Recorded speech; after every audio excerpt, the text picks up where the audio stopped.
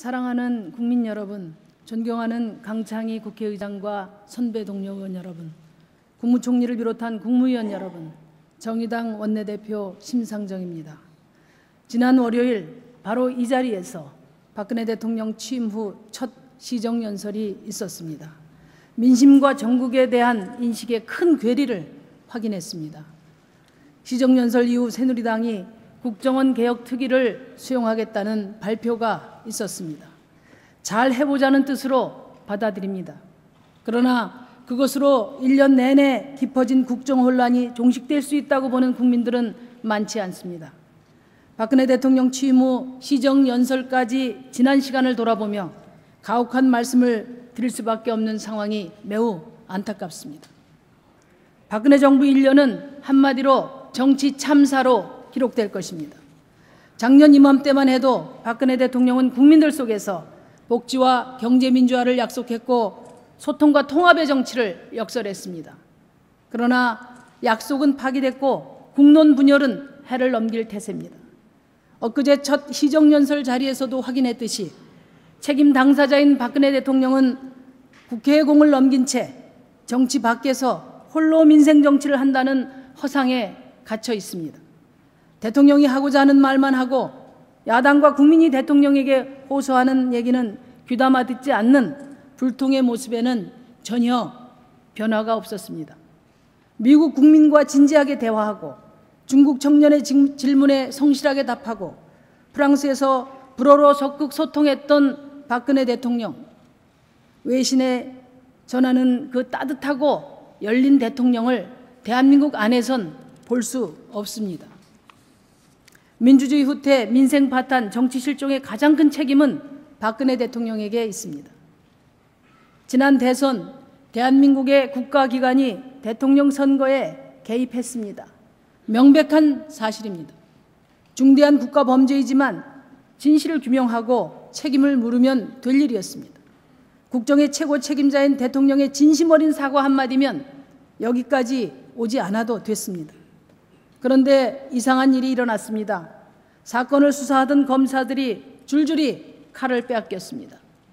권력기관들은 뻔한 물타기와 뻔뻔한 거짓말로 국민과 야당을 기만했습니다. 마치 한편의 정치 스릴러를 보듯 공포감이 대한민국을 휘감았습니다. 웬만한 집 밥그릇 숫자까지 샌다던 독재 정권 시절의 공안 통치 경험은 우리 국민들에겐 여전히 깊은 트라우마로 남아 있습니다. 박근혜 대통령이 이런 과거를 직시하지 못한다면 여야 간의 거리도 국민과의 거리도 좁혀질 수 없을 것입니다.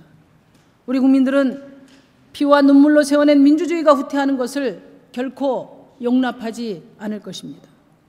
국가기관의 선거 개입, 공작정치의 역사에 단호히 종지부를 찍어야 한다는 국민과 야당의 정당한 요구에 박근혜 대통령은 진실하게 답해야 합니다. 특검 수용하십시오. 책임자를 엄중 처벌함으로써 민주주의를 반석에 세우겠다는 확고한 의지를 보여주십시오. 박근혜 대통령은 복지국가 대한민국의 합의를 깼습니다. 박근혜 대통령은 아버지의 꿈이었던 복지국가를 자신이 이루겠다고 국민에게 엄중히 약속했습니다. 원칙과 신뢰의 대통령이 되겠다고 했습니다. 실현 가능하지 않은 공약은 다 드러냈다고도 했습니다. 그러나 집권하자마자 마치 기다렸다는 듯이 줄줄이 파기했습니다. 생애 주기별 맞춤형 복지 공약은 온데간데 없이 생애 주기별로 빠짐없이 축소 폐기되었습니다. 아이들 무상 보육에 대한 국가 책임은 지방정부로 떠밀고 있습니다.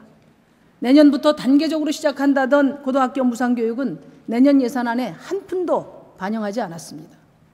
내년에 완성하겠다는 반값 등록금 공약도 브레이크가 걸렸습니다. 600만 명 어르신 표심을 움직였던 기초연금은 공약 사기로 고발까지 당한 상태입니다. 저임금 노동자에게 사회보험료 전액을 지원하겠다는 공약은 진즉에 백지화되었습니다. 환자들이 크게 기대했던 4대 중증질환 국가책임 공약 역시 후퇴했습니다. 장애기초연금도 중증장애인 70%에게만 지급하는 것으로 물러났습니다. 존경하는 동료 의원 여러분, 이 정도면 대국민 공약 사기라는 비판에서 자유로울 수 없을 것입니다. 그럼에도 엊그제 시정연설을 통해서 박근혜 대통령께서 생애 주기별 맞춤형 복지 공약을 포함한 10가지 약속을 반드시 지켜서 국민들 기억에 오래오래 남는 대통령이 되겠다고 말씀하실 때 저는 제 귀를 의심하였습니다. 복지국가 구현은 국민과의 약속이자 대한민국의 합의입니다. 앞으로 내딛기도 전에 뒷걸음질부터 쳐서야 되겠습니까? 박근혜 정부는 복지 공약을 실현하기 위해 성심으로 노력해야 합니다. 정치 실종, 대결 정국의 종식, 박근혜 대통령이 결자 해제해야 합니다. 정치는 대화를 하는 것입니다. 국민의 물음에 대답하는 것이 책임 정치입니다. 박근혜 대통령에게 묻습니다. 독선으로 정치를 대신하고 불통으로 야당을 무시하며 억압으로 비판적 시민 세력을 짓누르면서 남은 임기 4년을 이대로 끌고 가는 것이 과연 가능하다고 보십니까? 모든 일이 어떻게 다 대통령만 옳습니까? 여당도 야당도 저희 같은 작은 정당도 부분적으로는 다 옳습니다. 다른 지지 기반과 노선을 갖고 부분적인 옳음을 가지고 서로 대화하고 협상하는 게 민주주의 아닙니까? 대통령 역시 야당의 대표였던 적이 있습니다. 엄동설안에 거리를 서본 적이 있습니다. 정부를 향해 대화하고 양보하자고 말씀하신 적이 있지 않습니까?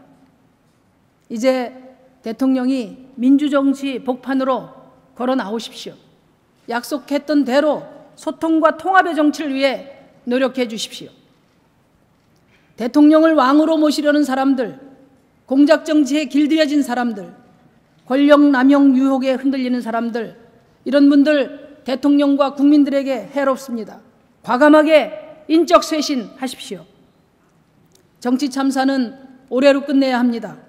대통령이 결단한다면 야당도 협력하지 않을 이유가 없습니다. 이제 새누리당도 집권당으로 되돌아와야 합니다. 청와대 주변에서 배회하지 말고 이곳 정치의 장으로 나와야 합니다. 타협은 보통의 승리라는 말이 있습니다. 야당 없이 성공한 정부는 없습니다. 야당 없이 성과를 만들어낸 대통령도 없습니다.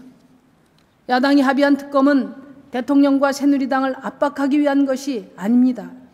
난국을 해결하고 싸움 정치를 끝내기 위한 해결 방법이고 정치를 민생의 자리로 되돌리기 위한 공존의 절차입니다. 야당이 더 분발해야 합니다.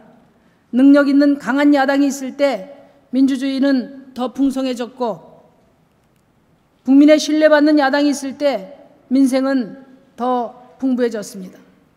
그간 우리 야당은 혼신의 힘을 다했습니다. 강한 청와대에 맞서 풍찬 노숙도 마다하지 않았습니다. 집권당이 방기한 정치 복원을 위해 야당이 먼저 머리를 맞댔습니다. 그러나 아직 결과를 만들어내지 못했습니다. 충분히 유능하지 못한 야당에 대해서도 따가운 질책이 쏟아지고 있습니다. 야당이 좀 더 현명하고 단단해져야 합니다. 강한 청와대를 견제하기 위해서는 야당들의 협력과 연대가 절실합니다. 무엇보다 민생을 정치의 중심에 세우는 일에 야당이 지혜와 힘을 모아가야 합니다. 저 심상정과 정의당이 연대의 가교가 되겠습니다.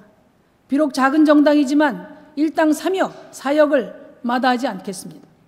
더 나은 정치를 위해서 협력하고 더 좋은 민주주의를 위해서 손을 잡고 더 따뜻한 민생을 위해 머리를 맞대는 것은 정치의 사명입니다.